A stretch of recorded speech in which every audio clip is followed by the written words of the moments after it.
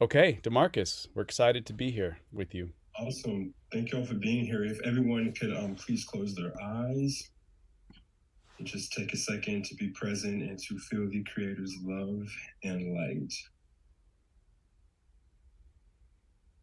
Infinite Creator, we thank you for this evening. We thank you for the opportunity to gather and to learn and to share from one another and to fulfill your desire to experience yourself as self teaches self and as self learns from self.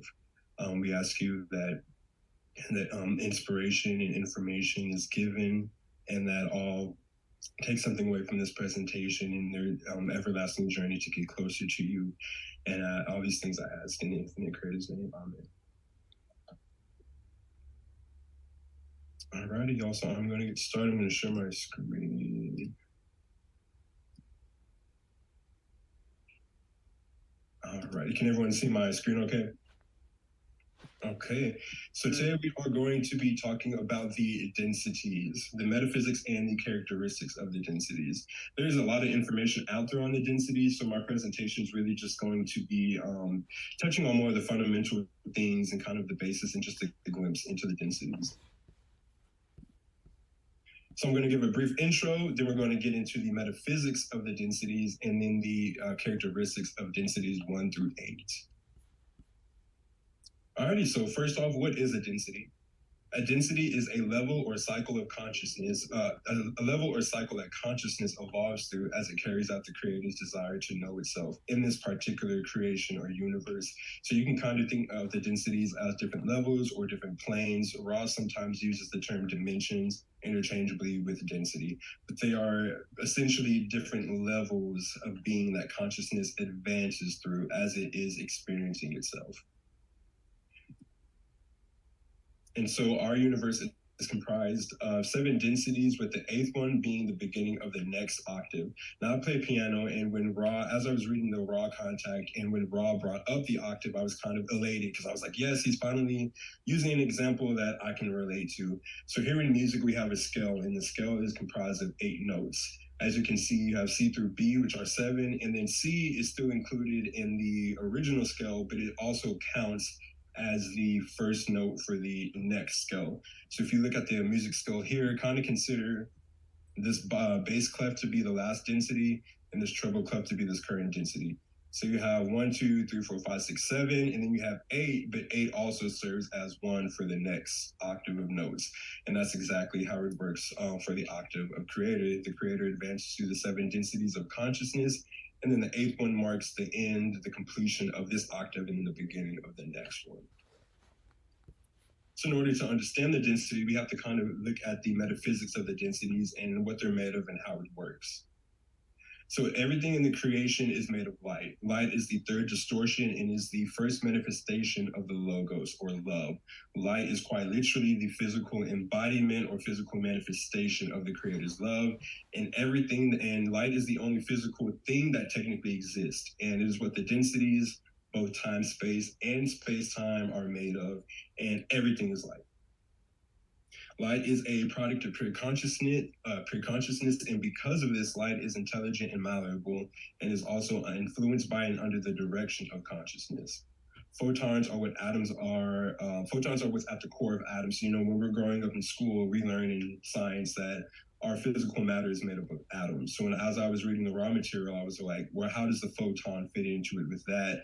All I had to do was do a quick Google research and find out that photons are actually at the core of atoms that then make everything up, that make everything else up. So this is kind of how I view light. This is a scene from The Matrix where Neo sees through the illusion of the Matrix for the first time and sees it for what it actually is. So this is kind of how I view light to be. You can see here in the picture, everything is made of the same type of code, yet it has different formations and all of that good stuff. So that's kind of how I view it to be in our illusion. Everything looks to be so solid and separate, but yet it's all really just made out of the same stuff, just vibrating at different rates and with different energy fields.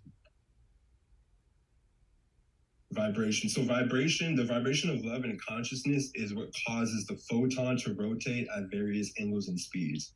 And this causes the photon to vibrate and condense into the elements that make up all of the densities. Each density has its own rate or intensity of vibration that is substantially different from the preceding one.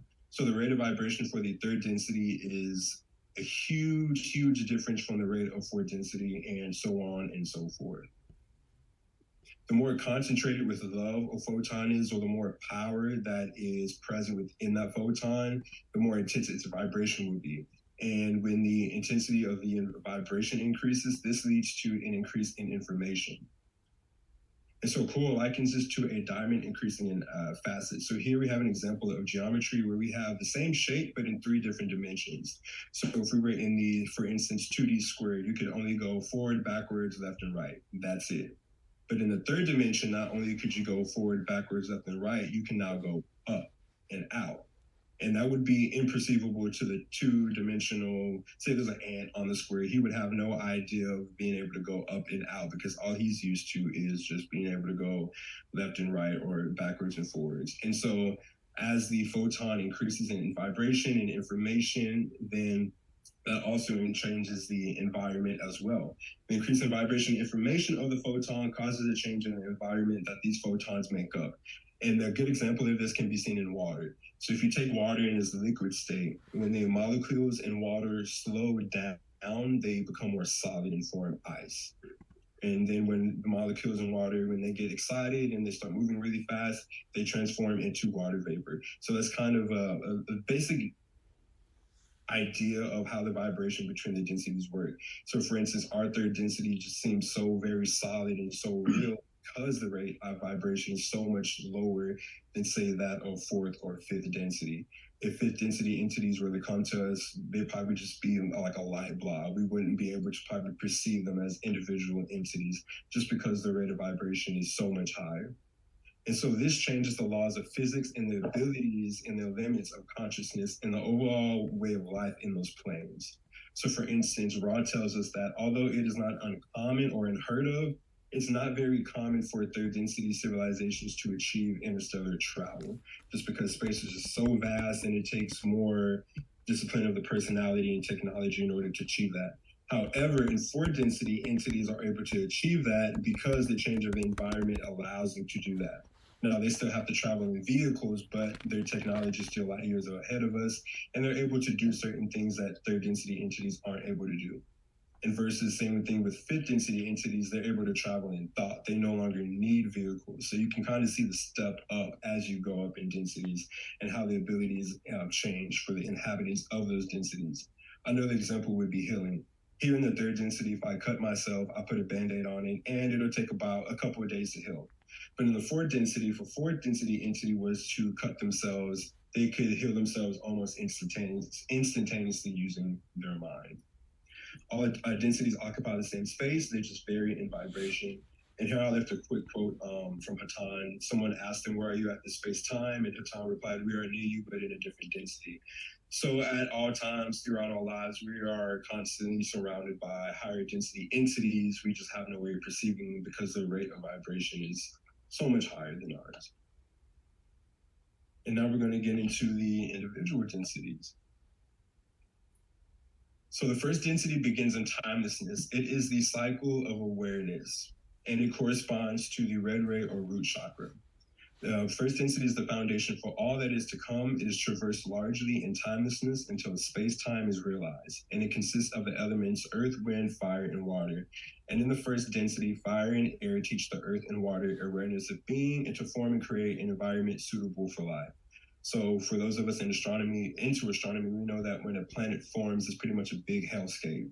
There's no chance of any type of life to take form until first density takes effect in the fire and the air teach the earth and water to form and to become viable for life. Over here is a quote from Ra. It says, "I am Ra. You may see the air and fire of that which is chaos as literally illuminating and forming the formless. For earth and water were, in the timeless state, unformed. As the active principles of fire and air blow and burn incandescently about that which nurtures that which is to come, the water learns to become sea, lake, and river, offering the opportunity for viable life. The earth learns to be shaped, thus offering the opportunity for viable life."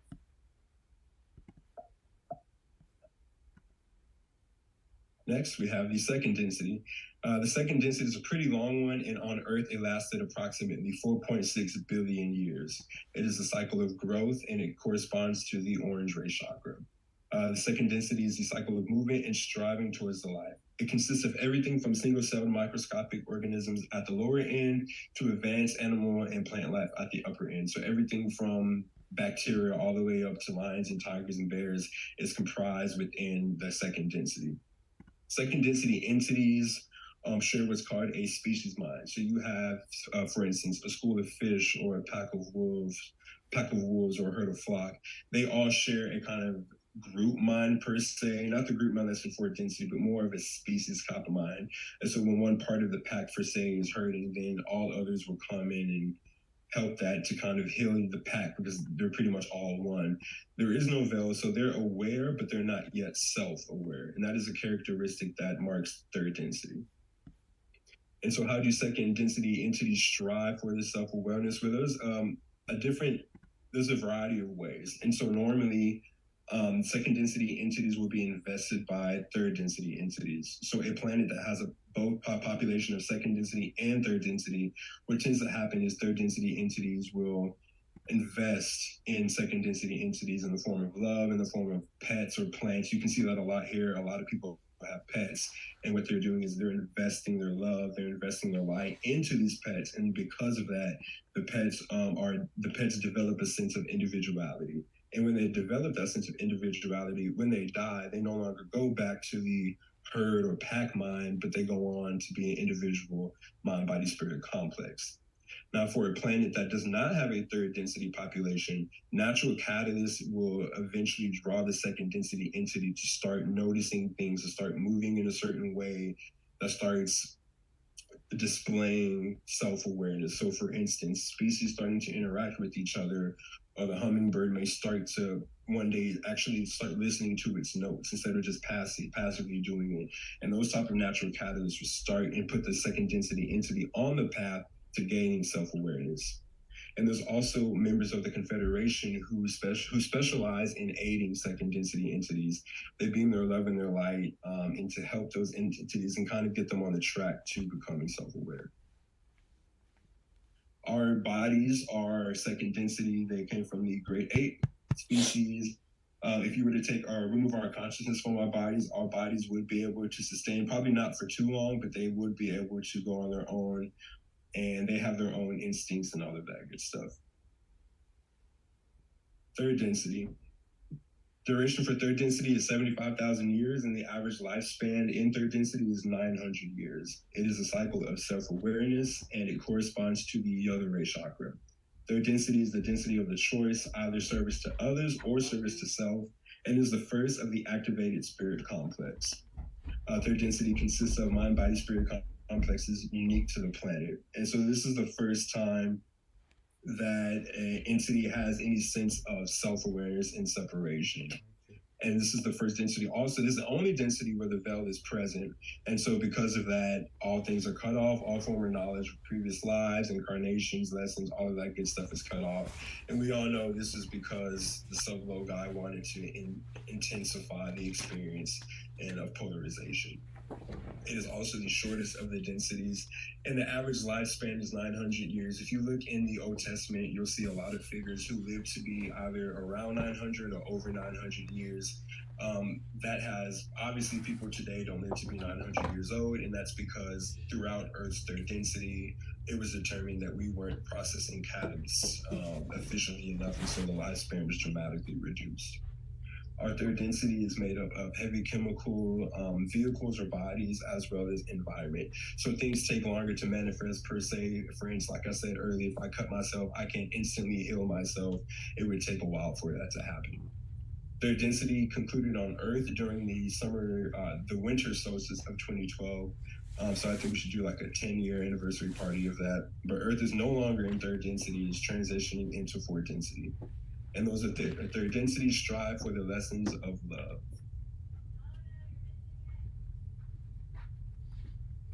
Fourth density. The duration of fourth density is 30 million years, if not harvested sooner. The average lifespan for fourth density entities is 90,000 years, and this is the cycle of love and understanding, and it corresponds to the green ray chakra. Fourth density is for those who have made the choice, join those of like mind. So fourth density is where the service to self and the service to other paths separate. So in third density, they're kind of united. Everyone's trying to make their choice. But in fourth density, they go their separate ways and they pursue their paths further. And this is the birth of the social memory complex. And what a social memory complex is pretty much a central database of all of the experiences from every single member in that social memory complex is made available to every other member. The environment for fourth density is electrical or astral. So when we dream at night, people consider that to be the astral realm. You'll often hear of astral projection. From what I understand, that is the same material or type of environment that fourth density is made out of, which is I feel is kind of why Ra had such a hard time trying to explain the environment, because it is so difficult. So different from our physical environment here in third density. Fourth density entities, they still travel in vehicles, especially lower fourth density entities. But like I said earlier, their technology is still light years away. So even though they still have to travel in, say, UFOs or craft, they're still able to interstellar travel in large distances at shorter times. One of the things fourth density will often lead to martyrdom. In fourth density, like I said, the density of loving and understanding. So people are just bursting at the seams to serve and would do almost anything to love others and to serve those who are in need. And that includes giving up their own life.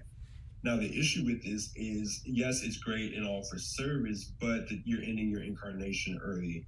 And so martyrdom is kind of one of those things, and probably one of the major catalysts that fourth density entities have to navigate through. And that's something they really that kind of exploration is not completed until fifth density.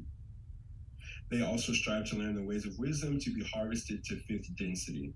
Now, harvest to fifth density, unlike harvest to fourth density, where the individual is tested, harvest to fifth density depends on the social memory complex as a whole. So like I said, in fourth density, everyone becomes like mind, everyone becomes one.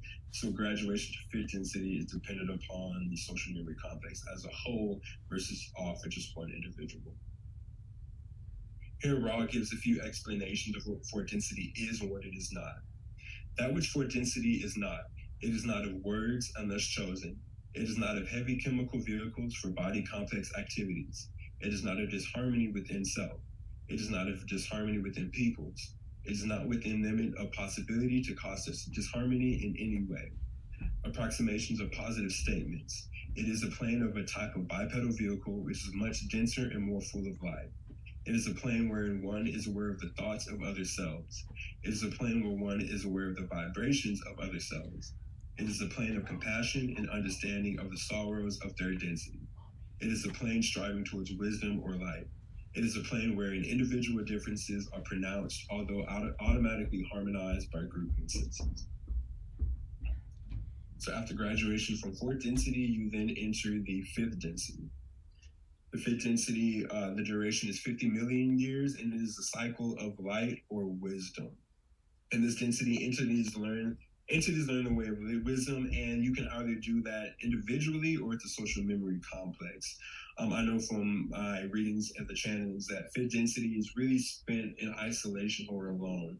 A lot of entities will spend their time in fifth densities alone and going through their catalyst, processing their catalyst, and learning.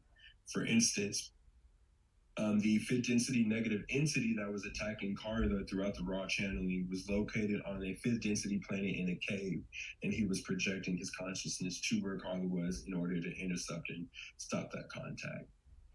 And so here in fifth density, they look at service, but through the lens of wisdom. And so they learn to serve without martyrdom. And as I stated earlier, they travel in thought. Ra says that virtually no positive fifth density entities travel using vehicles. They all have the ability to travel in thought.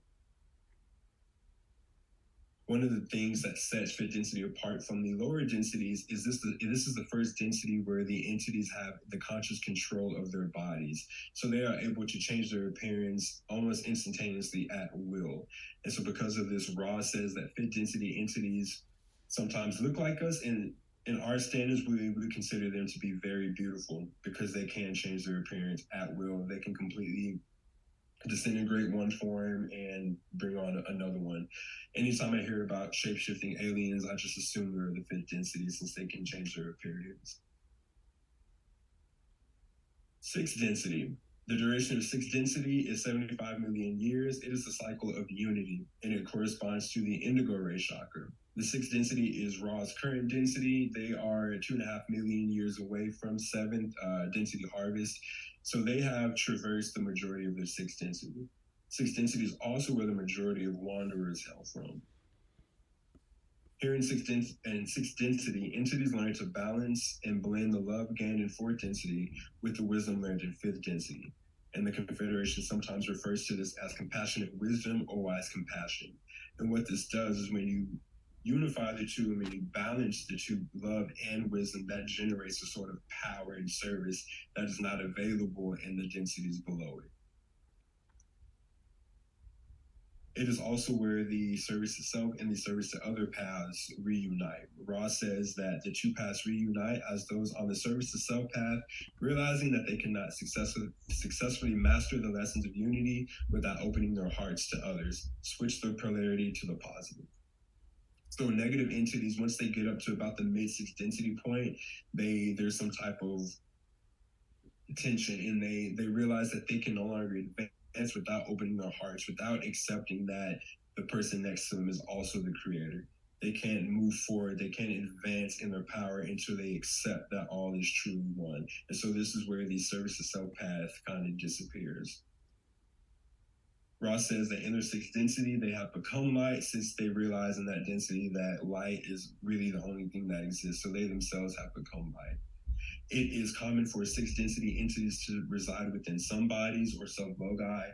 And the reason of this is because they're striving for that unity and that oneness. And so a somebody being a sub-logi is one of the closest things to the unity of the creator. So that's kind of their way of being close and connecting to that ultimate unity as they strive to become that unity again in seventh density. Ra also says that they are beyond time and that they are able to be with us at any time. So they could have been building the pyramids and channeling through Karla at the same time. Like fifth density entities, they are also able to travel in thought instantaneously. They are way more self-realized, way more advanced, and so they are able to do these things instantaneously. The higher self is given to the mid-sixth density self, which I'll get into in the next slide. Sixth density entities strive for the lessons of foreverness, which brings us to the seventh density. The seventh density is the cycle of foreverness, and it corresponds to the violet ray. It is the density of completion and turning towards timelessness or foreverness, rejoining with the creator at its conclusion.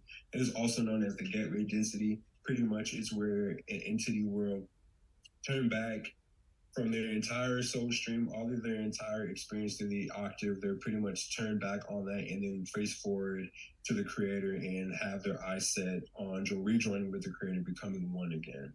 But this is pretty much where the river merges back with the ocean.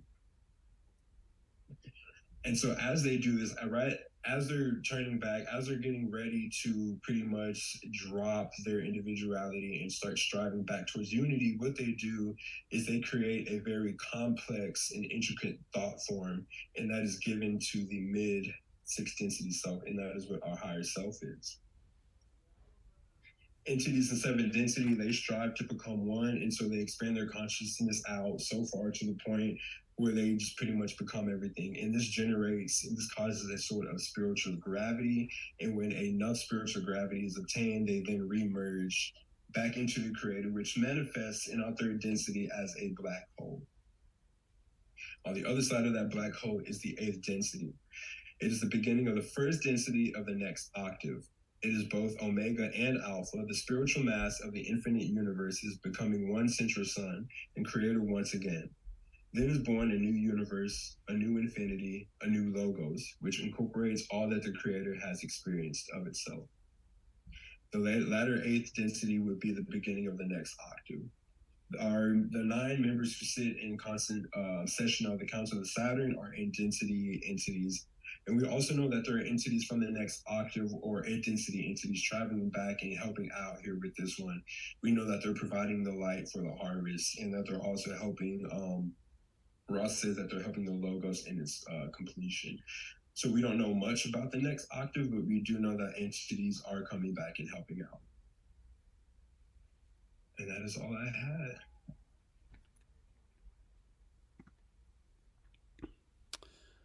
That's awesome. Short presentation tonight. Thank you. Thank you.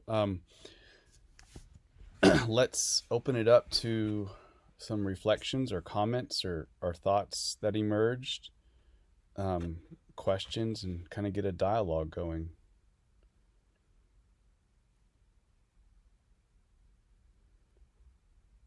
I wish I had this the first time I had finished Law 1 to like break it down so beautifully, because you're just so I won't speak for you guys. My head was swimming when I was first introduced to that content, even just trying to adjust to the language of how it was spoken, and then trying to break down and analyze and process the information that was being received. This is just put out so beautifully and clearly and succinctly, and even your art was really helpful, your art choices. So I wish I had this back in the day, but it's still super helpful, and it's really nice to just see it visually laid out the way it was. So thank you for this. It's great. Thank you.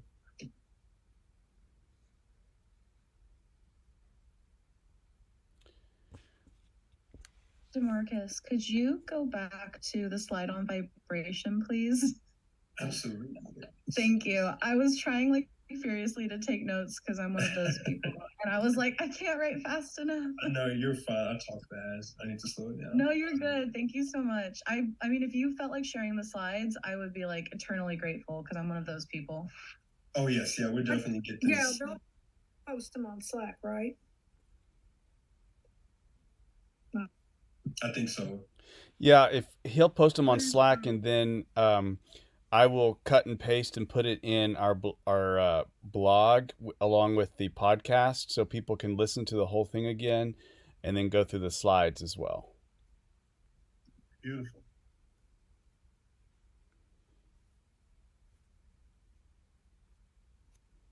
While Alyssa's writing that down, let me ask you, Marcus, would you say that then kind of in the same way that we have a compassion for second density, that we have this longing, this drive to care for plants, for animals, for pets, would you say that same compassion is just multiplied even more so for fourth density, how they relate to us, or fifth density, how they relate to us?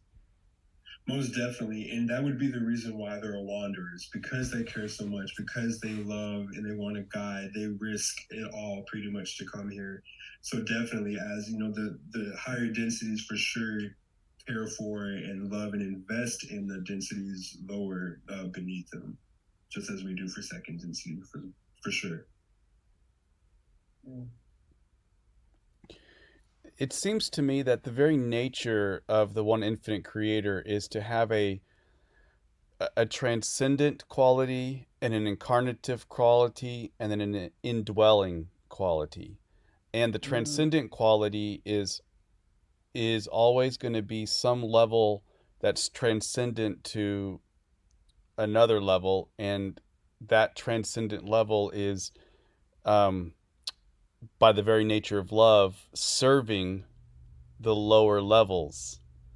And you could see it as a gardener, or you could see it as some way of active loving service. And it's a choice, but it's also the very nature of love. So it's the divine infinite creator working in, through, and as the higher levels, just as we would garden the second density, there are others that are gardening us, and that's just the very nature of love. What would you say, DeMarcus, that resonates or makes sense, or what are your thoughts? Absolutely. Like I said, that's the whole reason or purpose of wanderers is they see the suffering, they see the need for love in lower densities, and so they give themselves to that. And also, that was one of the reasons Jesus was an upper fourth density wanderer. That was one of the reasons he came here, because he saw that the third density people on earth were in struggle, were lost. And so out of his love and his care, he chose to come here and be a way shower for that. So most definitely. Neil asks, does anyone know anything about subdensities? For example, a density within a density.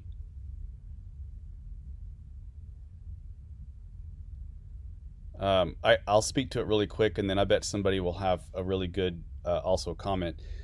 The way I've understood this, I don't know if it's right. It's probably pretty distorted, but let's take third density. We could almost pair it up to saying 3.1, 3.2, all the way to 3.7. And there's a progression of these densities. And or maybe it'd be 3.6, 3.1 to 3.6. And we are in Earth in space time. I'm assuming we're going to be right at that 3.6 level, where we're just about to shift over into 4.1, and then we'd be beginning at the first density of the first subdensity of the fourth density. And that kind of corresponds a little bit to our chakras too. So anyways, does anybody have any thoughts? Maybe I'm totally off on that. Austin, you you're gonna know a lot about this stuff. What are your thoughts? Well, thank you. Ra didn't really say that much about subdensities. They kind of referenced that they were a thing, and I just kind of imagine they're a microcosm within third density of the macrocosm of what DeMarcus was just talking about. And I feel like it's kind of what makes learning about this stuff relevant to us. We can look at this grand kind of journey we have through the cosmos, and then we can see how it relates to our journey through third density in our own lives. And I think that would be like the subdensities of this microcosm, what DeMarcus just talked about, but all shrunk down into our own experience. Yeah, DeMarcus, I have a quick question.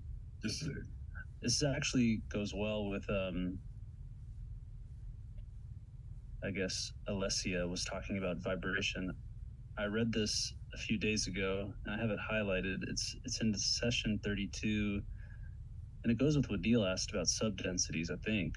But it says, Ross says, the nature of vibration is such that it may be seen as having mathematically straight or narrow steps. These steps may be seen as having boundaries. Within each boundary, there are infinite gradations of vibration or color. However, as one approaches a boundary, an effort must be made to cross that boundary. These colors are a simplistic way of expressing the boundary divisions of your density. There's also the time-space analogy, which may be seen as the color itself in a modified aspect.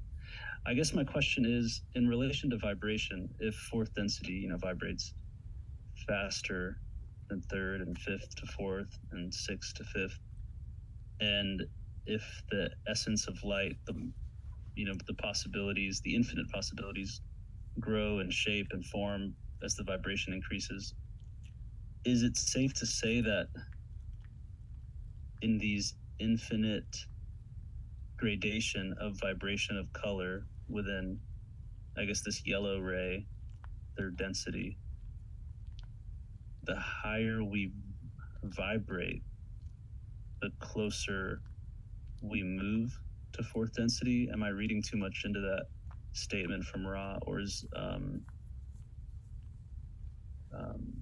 I guess, and how do you measure vibration, I guess, is the second part of my question. Because if there's an infinite gradation of vibration or color, then it really is infinite, I guess. Yeah, no, that's a great question. I kind of see it, for instance, as they're going through the yellow ray or third density, in the upper parts, it'll be kind of start to be yellowish greenish. And then eventually it'll be discretely just green. And that's what Rob was talking about, that effort. You have to put an effort forth in order to cross that discrete boundary. And so, and in terms of, and to answer your question, in terms of an individual, that would be based on polarization and how much how much the rate or intensity of vibration your being is able to handle.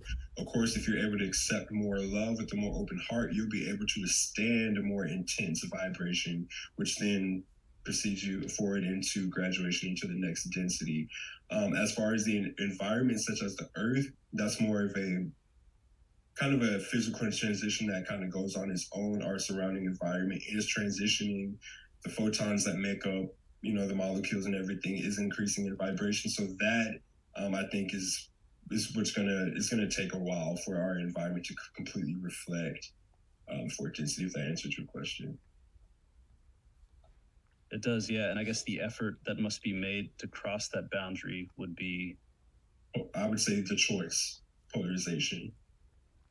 You have to have there's a certain criteria in order to make that leap or that jump into the next density. Some people can come very, very close, but until you're at that 51% service to others or 95% service to self, then you unfortunately have to repeat. I'm not unfortunate, but have to repeat third density. Right. Cool, man. Thank you. One way this might look in a daily way, and this is again a speculation, but I'll run it by you guys and see what your thoughts are. When Ra talks about crossing that boundary into fourth density love and light to be able to withstand that, and what does that look like in a daily way?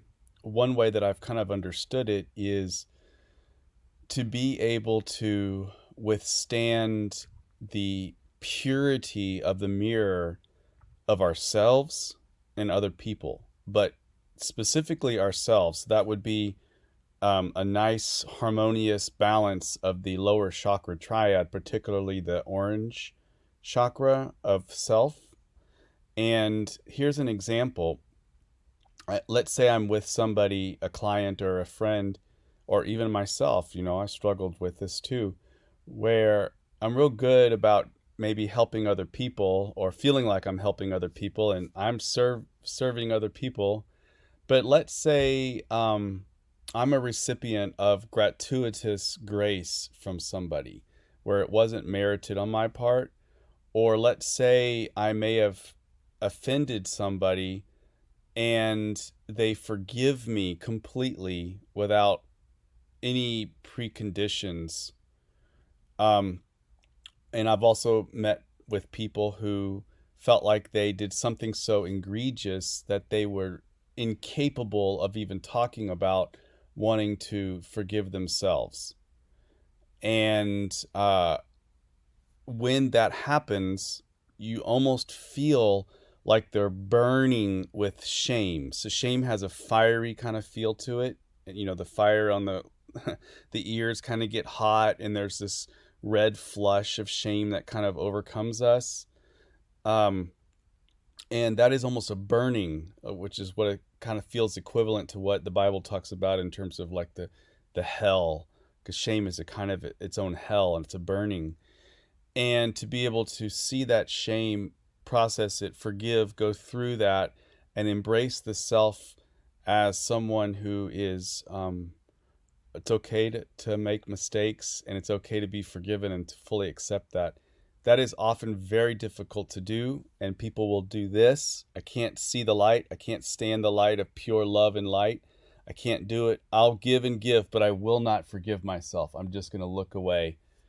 And that could be a kind of way to not be able to withstand the purity of the love and light that is necessary to enter into fourth density proper. I don't know. That's just a thought that I had. Is anybody, maybe I'm wrong, or any thoughts on that?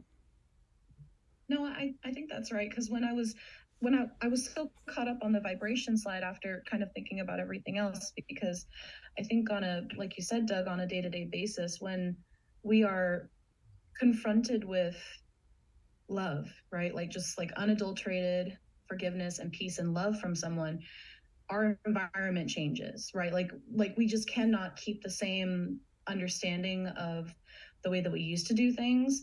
And that can also be for us if we give that on to people, right? Or we impart that kind of grace or peace or forgiveness onto people. you kind of force people out of their shell, right? You force them out of the box that they've put themselves in, and that's the change in environment that we see, right, with each of the density movements, right? And so it is like a little microcosm that's happening around us that asks us to change environment, I think, by imparting like this unshameful love, like this complete and utter love onto others and onto ourselves and onto just whoever is around us. And then that change kind of like moves us closer to the fourth density, right? So it looks very small, but when it, compounds with a lot of different people and we create better environments, just, overall, then we're all kind of slowly moving ourselves forward. So that's why I was like, oh, that's the good slide. Go back. It was like right at the beginning. Well said. I have a burning desire to at least make sure I get to let DeMarcus know how much I enjoyed that clear presentation on the densities. Really helpful, great review. One thing I've always been a little curious about is when they talk about time and the densities that seem like time isn't so relevant. I guess in your presentation you talked about in sixth density the ability to transcend time, and I always thought it was kind of weird that they talk about lifespans as years, which is great from our frame, but I always felt like how could that really apply in the other higher densities? First of all, thank you for your compliment. It means a lot. From what I understand, so for instance, a fourth density entity's average lifespan is 90,000 years. They're of course going to be experiencing time totally different than we are. So when we see 90,000 years, we're like, oh my God, that's a long time to be in an incarnation. But like I said, we have to remember that they're in a totally different environment. Time, physics, everything is totally different. So they're going to be experiencing time a lot differently. So, 90,000 years that sounds like a lot to us, but to them, it may only feel like equivalent of 80 years per se. And so, like I said, as you go higher in the densities, time does hold less in the sway. It is such a thick illusion here within our density, but as you go up and up and up, then, like I said, it becomes almost pretty nothing. I heard an analogy of about a fly, like when you try to swat a fly, and they just especially with your hand, and they just see way before you even want to go there. and so our understanding of time is we think we're real quick, but the fly is winking at us as they've gone by before we even start our movement. And so for us, we're going quickly, but for the fly, we would be going really slow. Yeah, for sure. Kind of reminds me of bullet time in the Matrix movie, where they shot the bullet, but the Sentinels, that was really slow, so they saw the bullet coming and they could just move out of the way and just not be in the path of the bullet. And so in our time, they're going shoot, shoot, shoot, shoot, shoot. But in their time, they're just like, oh, bullet's coming. Well, I guess I better go on and move. And that type of deal. So interesting.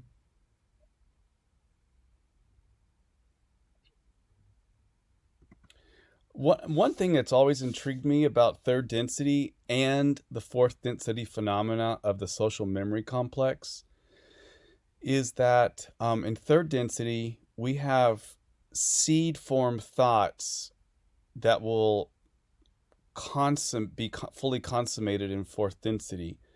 And one of those seed form thoughts that emerge in third density, I have often thought, is this sense of ecclesia. And ecclesia, which you may be familiar with, is in Spanish is iglesia, and that is church.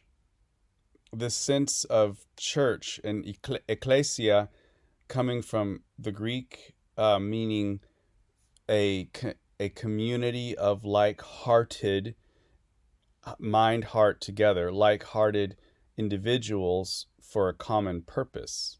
And that was the original meaning of ecclesia. And so then we get this sense of, like even building forth here, is this sense of moving together with one heart and mind towards sharing love and light with each other and with the greater world. That is consummated in a macro level in fourth density.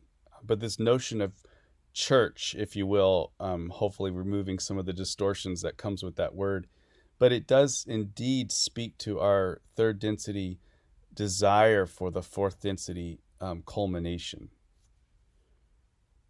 Yeah, I think that's a result of what Ra calls the natural spiraling light. So how we all have that just inner pull towards evolution, and as we get towards the end of third density, I think that's kind of where that starts. We have that inner urge. It's almost kind of like we know that social memory complex is coming eventually down the line, but here we are in just the beginning of it. So I agree.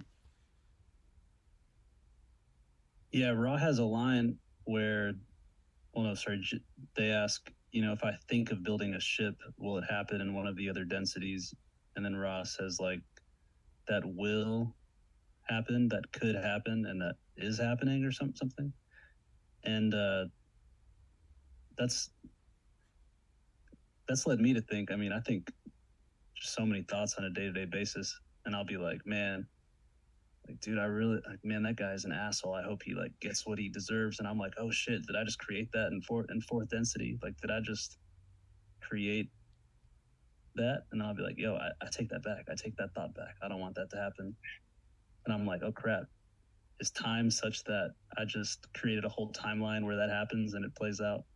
And maybe, man, but I don't know. I think that when I start thinking of time, especially with the life, 10 past lives, hundreds of thousands of past lives, it kind of baffles me how even the pre-incarnative choices, how the guides have such a spread of information to plan and link up and think of all the probabilities and possibilities. And it really does baffle my mind too. That's why I'm tired right now. I'm doing so much in all these other densities. I gotta go take a nap right now.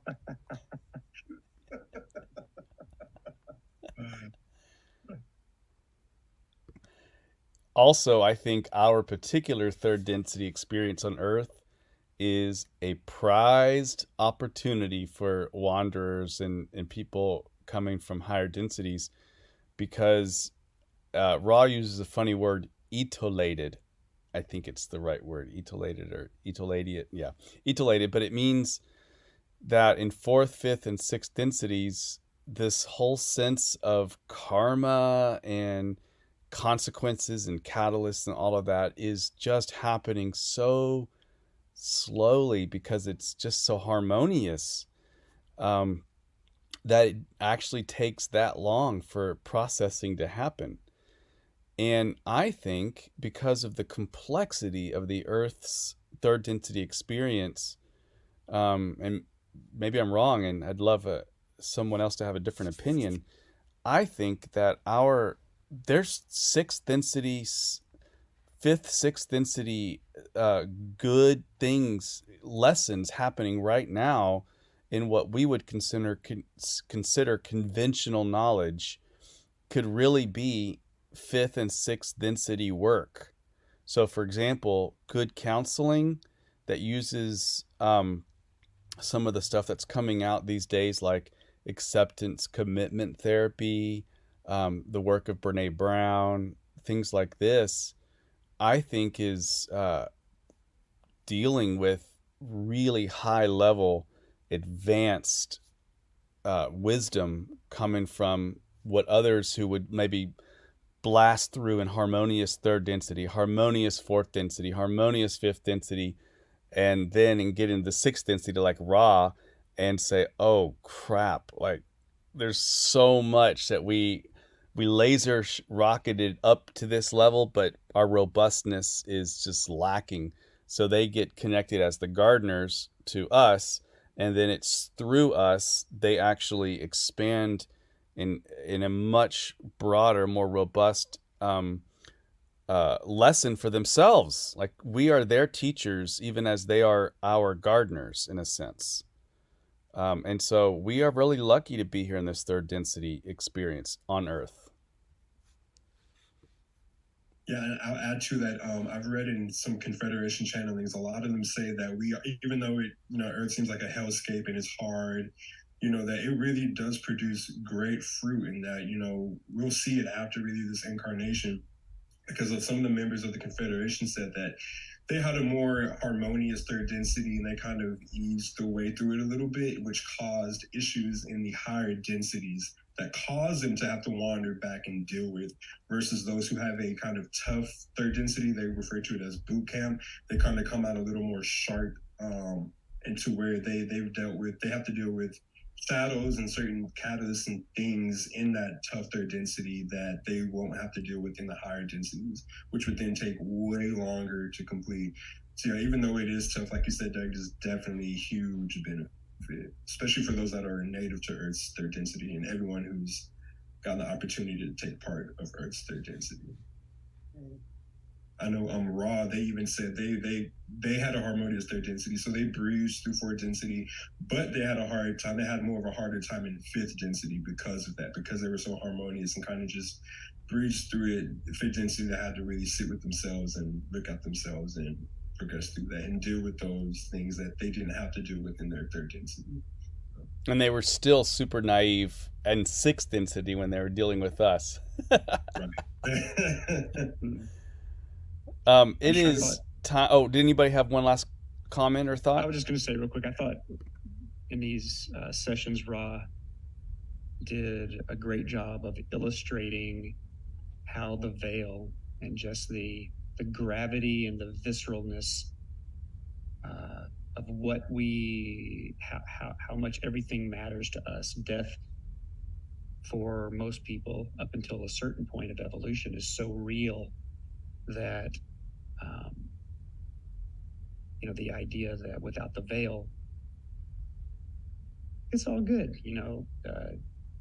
It just didn't. It just doesn't have the force, the weightiness of it.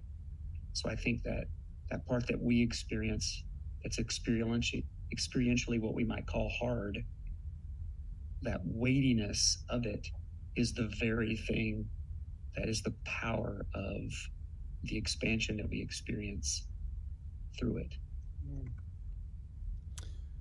Oh, that's a fantastic comment. Yes. Amen.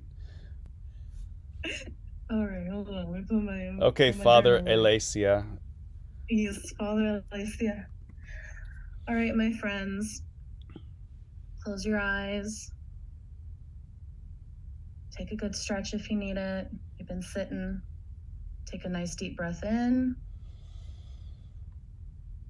And breathe out. Creator, thank you for bringing us here together and offering us the opportunity to discuss ways that we can guide each other, that we can love each other, that we can love others as well. Thank you for showing us your pathways, and thank you for your peace and your grace and your calm that you offer us when we feel tied down or lost. Your light always guides us back to the path that we need to be on. So with that in mind, let us carry love in our hearts as we go throughout the rest of the week for Thanksgiving, where I'm sure we will face many different challenges in many different ways. And let us remember that each and every one of us has a special path towards peace that we can take others with us hand in hand. Amen. Amen. Beautiful. Amen. Beautiful. God bless everybody. And we'll... DeMarcus, thank you. Fantastic job. Home run. Thanks, DeMarcus. Happy Thanksgiving, everyone. Thank you, DeMarcus. Deuces. Blessings. Good night, guys. Good night.